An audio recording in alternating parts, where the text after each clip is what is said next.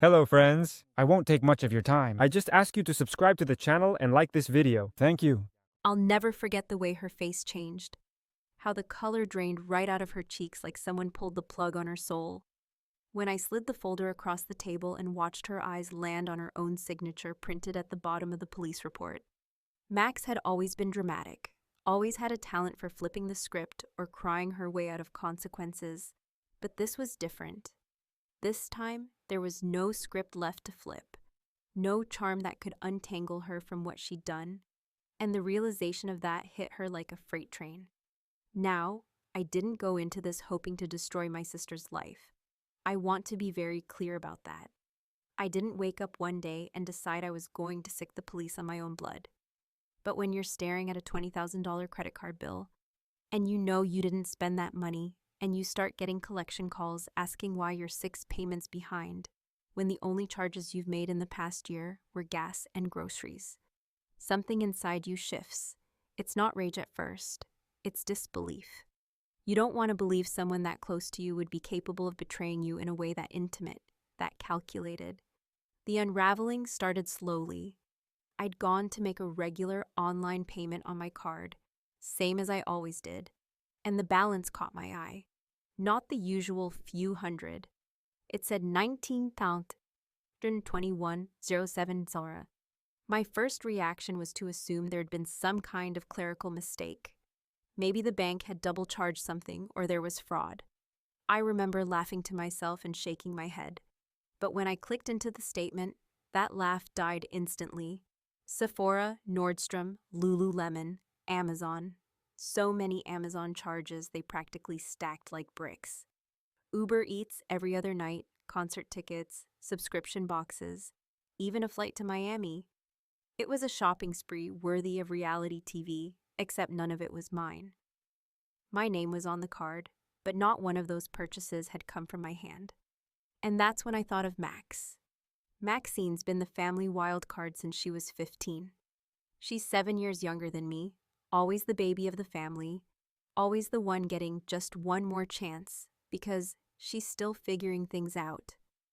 She'd bounced from job to job since college, never lasted more than a few months anywhere, always had a new idea, a new plan, a new dream that needed funding, and somehow the funding always came from someone else, mostly my parents, but occasionally me. I'd loaned her cash once a year ago, when she said she was behind on rent and about to be evicted. A few $100s, nothing crazy, and she promised to pay it back. Of course, she never did. I didn't press her. I figured it was family. We're supposed to help each other, right? Still, it felt off, so I called her, trying to stay calm, not even wanting to believe what my gut was screaming. I just asked casually if she'd used my card by mistake at some point. Maybe added it to her Apple Pay. Or clicked the wrong card online. Her voice didn't even flinch. "Oh yeah," she said. "I needed to buy a few things a while back, and I didn't think it was a big deal. I figured Mom and Dad would cover it if you got upset." Just like that. Like it was the most normal thing in the world to steal thousands of dollars and casually pawn off the consequences onto our parents. I didn't know what to say. There was this pause on the line. Me in stunned silence, her with that casual confidence I'd grown up watching her use to dodge punishment. And then she said something I will never forget. She laughed and said, "You're not going to freak out, are you? Come on, it's family." That was the moment I knew this wasn't a mistake. It wasn't a one-time lapse in judgment. This was entitlement wrapped in manipulation, baked into every interaction we'd ever had. And it hit me that if I didn't do something, if I let this go again, she'd just keep going, maybe not with me, but with someone else, maybe with Mom and Dad, maybe with a future partner or boss. There would always be someone else to clean up her mess. Still, I didn't go to the police right away. Part of me hoped she'd come to her senses. I wanted to believe that if I sat her down and showed her the reality, how serious this was, how damaging, it might wake her up. I wanted her to understand that what she did wasn't just selfish, it was illegal. So I told her I wanted to talk. I said I needed to meet with her and our parents. She said sure, no big deal, and again laughed. She was always laughing, always acting like nothing could touch her. I smiled too, but only because I knew what she didn't.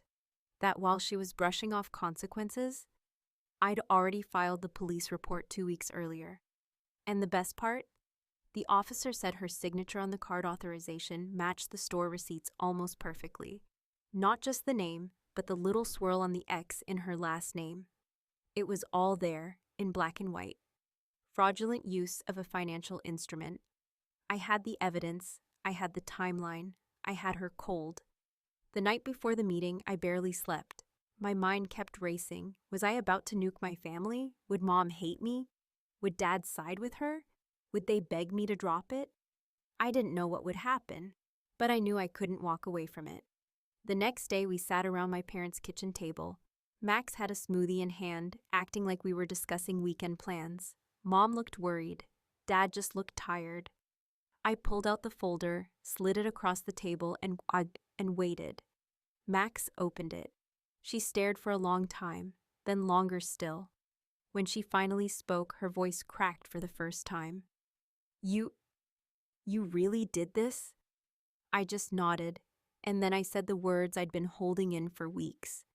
"Max, I'm done covering for you. It's not fine.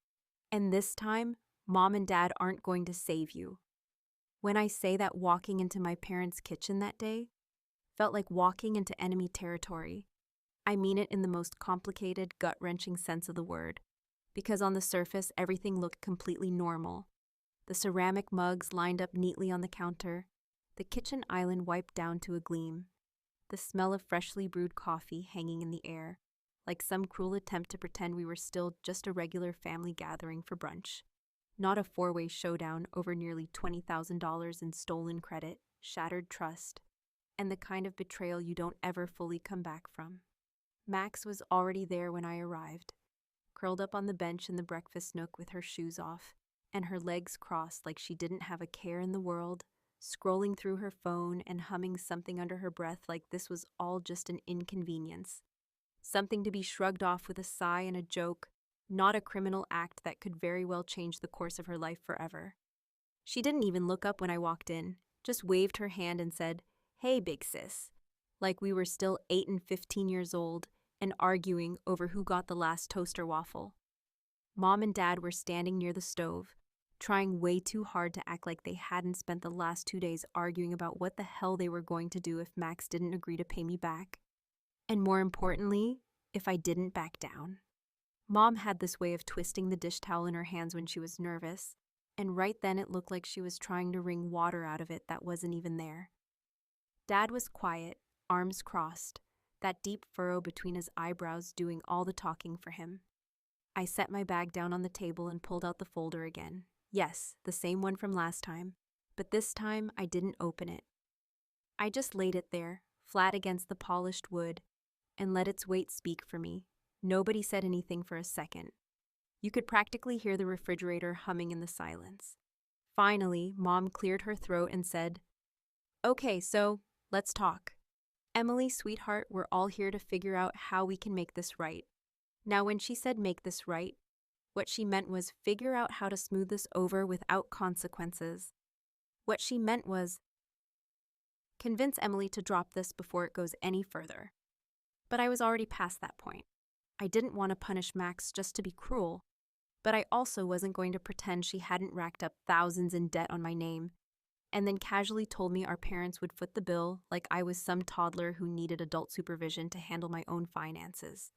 I took a breath and said, "All right, Max, you want to tell them what you told me when I confronted you about the charges?" She blinked, looked up from her phone like she'd just remembered I was in the room, and shrugged. "I said Mom and Dad would help, and I mean, it's not like you're going to end up homeless or something, Em. It's not that deep. Not that deep." That phrase hit me like a punch. Not that deep. $20,000, months of wrecked credit, debt collectors harassing me over someone else's impulsive shopping, and she had the nerve to call it not that deep, like she was talking about a bad haircut or an awkward date. Dad rubbed his temples and asked her, "Maxine, did you really think it was okay to use your sister's card without permission?" And she had the audacity to roll her eyes and say, "Oh, come on, Dad. It's not like she's poor, she's fine." That was when I snapped. Not loud, not angry, but with the kind of cold, quiet fury that only builds after years of letting things slide. I leaned forward, rested my hands on the table, and said clearly, "I've already spoken to a lawyer. His name is Mark Levinson. He specializes in financial fraud."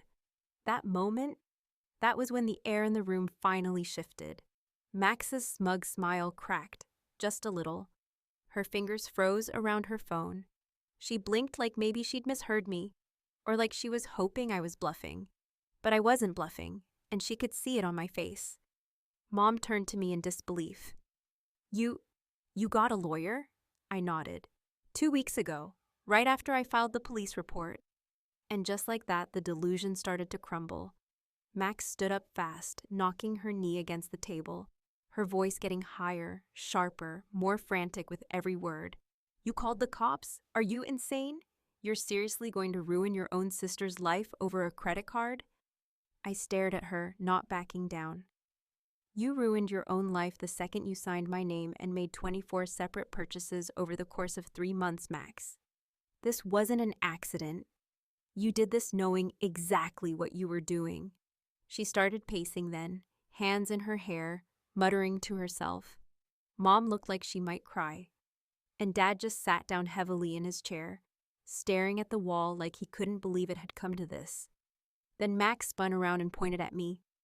"You're just bitter because Mom and Dad always loved me more. That's what this is about, right? You couldn't stand that I was the fun one, the pretty one, the one everyone cared about." It would have been funny if it wasn't so pathetic, but I didn't even blink. I just said, "No, Max, I'm mad because you're a thief. And for once in your life, you don't get to cry or lie or charm your way out of it." And then I stood up, picked up the folder, and said, "The next time we talk, it'll be in a courtroom." I walked out of that kitchen feeling like my entire childhood had just been set on fire. But for the first time in a long time, I wasn't the one getting burned. By the time Max started blowing up my phone with messages that ranged from desperate apologies to barely veiled threats, it had already been a week since the family meeting. And although I wasn't proud of what I'd set in motion, I didn't regret it either, because sometimes the hardest thing to do is the only thing that makes sense. And there comes a moment in every person's life where they have to choose whether to continue enabling the people who hurt them or finally stand up and say, "No more." That moment had come and gone, and I'd made my choice, though the weight of it sat heavy on my chest. Every time I looked at the caller ID flashing her name, especially when I remembered that we used to share bunk beds and whisper secrets long after bedtime. Back before lies and debt and betrayal, replace the kind of trust only siblings are supposed to have. Max's first message after the meeting was almost comically casual. Just a single line. "You really went through with it?" No punctuation, no emotion, just disbelief. Like she still couldn't grasp that actions have consequences when you push someone too far for too long. I didn't answer. I didn't respond to the follow-up either, where she sent a voice memo sobbing into her phone, saying she didn't know what she was thinking, that she panicked, that she thought I'd just understand. And then, as if that wasn't enough emotional whiplash, followed it up a few hours later with, "If you don't drop this, I swear to God I'll make sure Dad loses everything." That line, that was the one that turned my resolve from something fragile into something steel-boned and immovable, because it confirmed what I already knew deep down. Max wasn't sorry, not really. She was scared, sure, but that's not the same thing. She wasn't remorseful about using my card, about forging my name, or about watching me spiral through stress and sleepless nights while juggling calls from creditors and lawyers. She was only sorry now that she realized the world didn't bend for her the way it used to, and that the baby of the family act had a shelf life, and that I, her usually quiet, dependable, play-it-safe sister, was finally done playing the fool. At one point, Mom called me late at night, and I could tell from the tremble in her voice that she'd been crying, probably for hours. She wanted to know if there was really no way to fix this privately, if maybe I could pause everything while they tried to talk some sense into Max. But I told her gently, because as mad as I wasn't heartless, that this wasn't just a family matter anymore.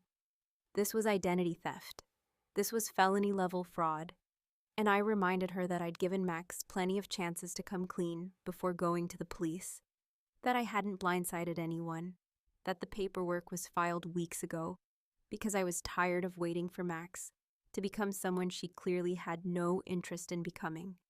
Mom sighed and said she didn't recognize either of us anymore, and I said, "Maybe that's because you never really knew us to begin with.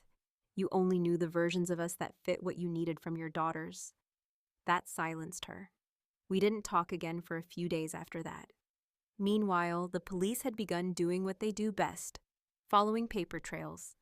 They called me to confirm a few details, asked me to verify certain purchases with timestamps, and even requested I send over screenshots of texts between Max and me where she casually admitted to using my card. I gave them everything. There was a strange kind of satisfaction in it, not happiness, not glee, just a quiet sense of justice moving forward, of order returning to a life that had been yanked out of my hands by someone who knew better but chose not to care. But revenge, as cathartic as it can feel in theory, doesn't actually make things easier in the day-to-day. The days that followed were filled with awkward silence at work, where I spent hours pretending everything was normal, though I could barely focus on emails or meetings. I became someone I didn't recognize, tense, short-tempered, constantly checking my phone for updates from the police or my lawyer. Sleep didn't come easily, and when it did, it brought vivid dreams of arguments with Max that never happened, of her crying, or worse, her laughing, always laughing like this was all just another drama she could perform her way out of. Then came the day I got the email from the detective handling the case. It was simple, to the point. "We've reviewed the evidence. Charges are moving forward. You'll receive a formal update soon. Let us know if you receive any retaliation or communication from the suspect." Reading that email made my stomach drop. Not because I had second thoughts, but because it made everything real in a way it hadn't been before. My little sister, the girl who used to braid my hair and steal my sweaters, was now legally referred to as the suspect. Not long after that, I did something I probably shouldn't have. I posted a vague message in the extended family group chat, not naming Max, but making it clear that someone close to me had committed financial fraud and that justice was being pursued.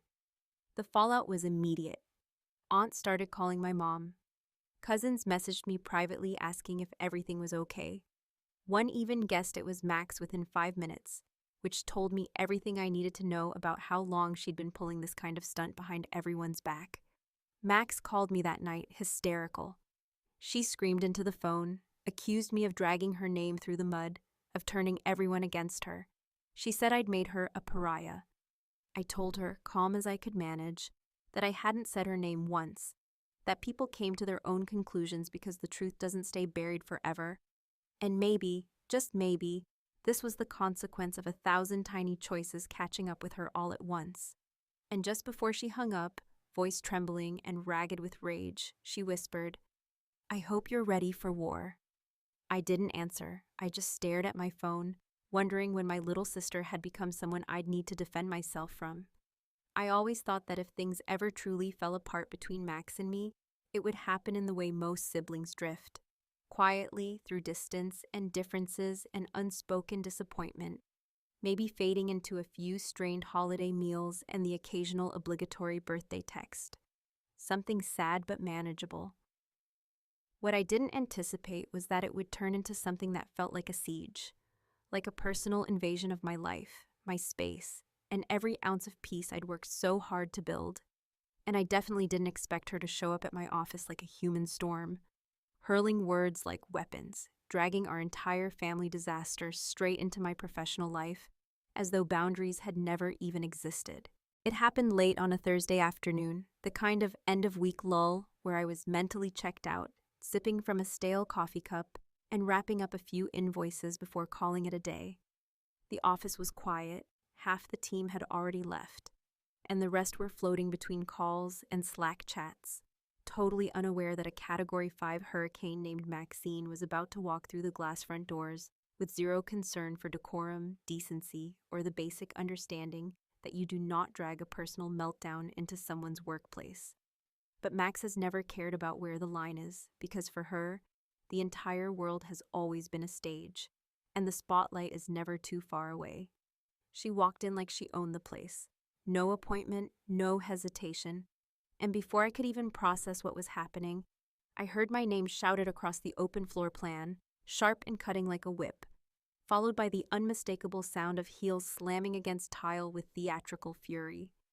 My stomach sank as I looked up to see her storming toward me, hair wild, eyes bloodshot, face twisted with a level of indignation I hadn't seen since the time she got cut off from Dad's credit card after buying a last-minute plane ticket to Vegas for emotional clarity. People started turning in their chairs. Conversation stopped. My boss, who'd been heading toward the conference room, paused mid-step, eyebrows raised as he tried to piece together what fresh chaos was unfolding before him. I stood up instinctively, hands raised in a calm-down motion, already regretting every decision that had led us to this moment. Max didn't wait for an invitation.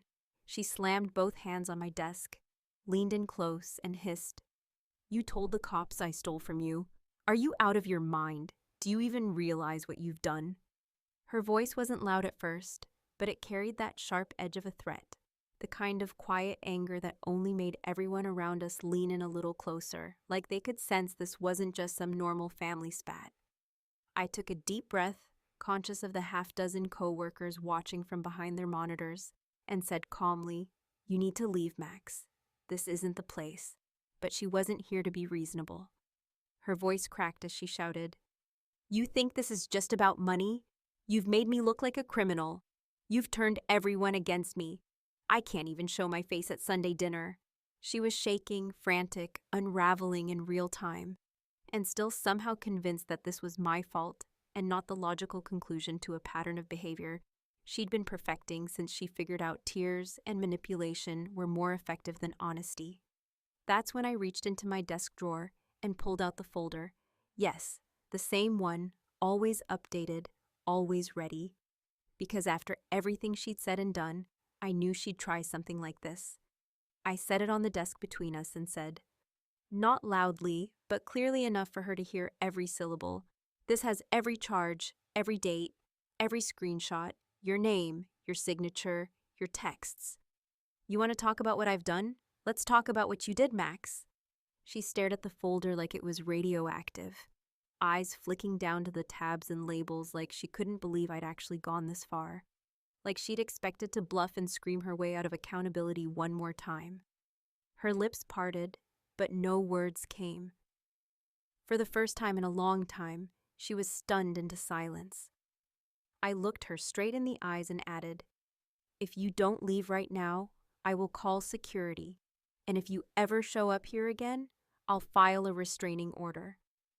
The words were hard, colder than I usually allow myself to be, but I meant every one of them, because whatever bond we once had been burned to ash the minute she decided to gamble my financial future for a few boxes of clothes and a plane ride to Miami.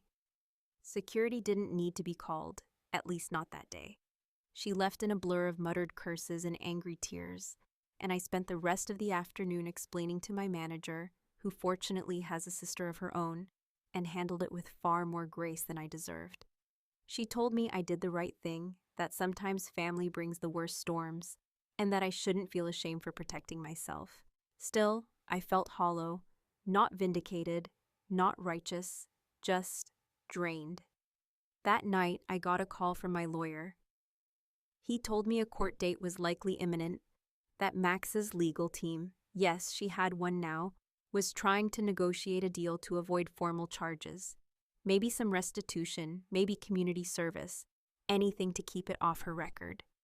But the DA wasn't backing down, not with the evidence I'd provided, and neither was I. Then just before I went to bed, my doorbell rang. I froze. It was almost midnight. I walked cautiously to the door, heart pounding, and there on the doormat sat an envelope. No name, just Emily, scrawled in shaky blue ink. Inside were photocopies, receipts, photos, screenshots of Max's party nights, credit charges, even a list of dates matching her trips, things I hadn't even known about. It wasn't from her. I knew her handwriting, and this wasn't it. Someone else had sent it. Someone close. I went to bed that night wondering who was finally telling the truth, and who had even more to hide. There's something oddly sterile about a courtroom when you're not watching it through the safety of a TV screen. Something about the polished wood, the stiff chairs, the endless paper shuffling, and murmured side conversations that makes it all feel more surreal than dramatic. And yet, as I sat there, waiting for the proceedings to begin, I couldn't help but wonder how in the world we had ended up here. Me in a blazer that didn't quite fit right, fingers gripping a folder full of evidence like it was a life preserver, and Max somewhere in the building, escorted in through a side entrance with her lawyer. Both of them no doubt preparing their faces for damage control, spinning a narrative in which she wasn't guilty, but merely misunderstood, impulsive, maybe even temporarily overwhelmed, because God forbid she ever admit to simply being wrong. It had been over 2 months since I filed the initial police report, though in many ways it felt like a lifetime, because every day since then had become a bizarre limbo where my personal and emotional landscapes were constantly shifting, one day filled with guilt, the next with grim satisfaction, the next with heartbreak, and then fury, and then nothing at all but numbness. By the time the court date arrived, I wasn't even sure what I wanted anymore. Justice? Closure? An apology that would never come? Or maybe just the ability to sleep through the night without replaying every argument, every voicemail, every silence that used to be filled with love and laughter, and now just echoed with resentment. The courtroom wasn't packed, but it wasn't empty either. A few people sat in the benches behind us, probably other families dealing with their own version of collapse. My parents arrived just before the hearing started, slipping into the last row like they wanted to disappear into the floor. They didn't look at me, and I didn't look at them, not because I was angry in that moment, but because I was afraid that if I did, I might start crying and never stop. My father wore the same blue button-down shirt he wore to church every Easter. Like this too was just another kind of confession. My mother looked smaller than I remembered, hair pulled back too tightly, hands twisting the strap of her purse as though her grief could be squeezed into submission. When Max finally walked in, flanked by her attorney, she didn't look at me either. Her face was blank, pale but composed, as though she'd spent hours in front of a mirror practicing neutrality, erasing every trace of the woman who once screamed at me across an office floor or wept into her phone accusing me of betrayal. The bailiff instructed her where to stand. The judge entered, and just like that, it began. The hearing wasn't wugang, just a formal reading of charges. Credit card fraud, identity theft, financial misconduct. Words that hung heavy in the air, dull but devastating. Words that didn't come with context like, she's my sister, or she used to sleep with a nightlight because thunderstorms scared her, or we used to pretend we were twins, even though everyone knew we weren't.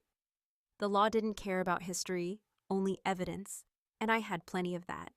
Max's lawyer requested leniency, argued that she was working with a therapist, that she'd started a repayment plan, that she was under emotional distress at the time of the transactions. I didn't speak until they asked me to. Then I stood, folder in hand, and told the court the truth, not just about the charges, but about the years leading up to it. The patterns, the manipulation, the quiet ways Max had learned to make everyone around her responsible for her choices, including me. I didn't cry, I didn't yell. I just told the truth. And in that moment, I felt more clarity than I had in months. When the judge ruled that the charges would proceed formally, with sentencing scheduled for a later date, I saw Max flinch. I saw her shoulders collapse slightly, the mask crack just enough to show that she hadn't expected it to go this far.